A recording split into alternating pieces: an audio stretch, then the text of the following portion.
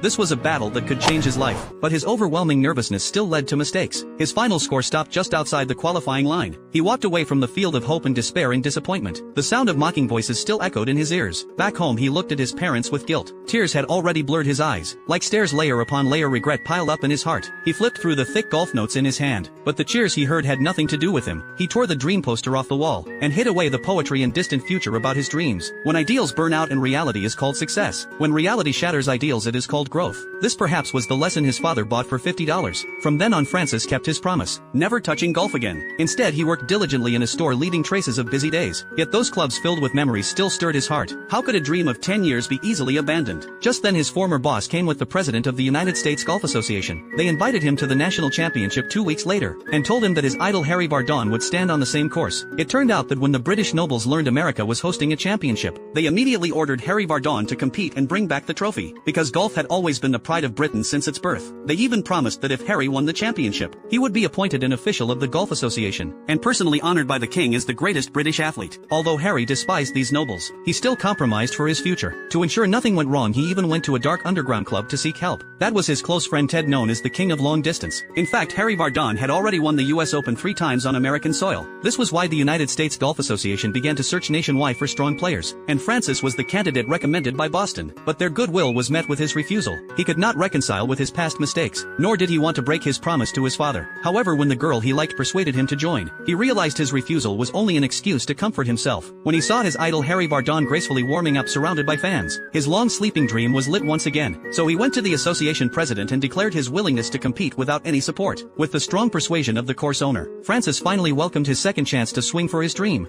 Meet me here. Sun up. You got some work to do.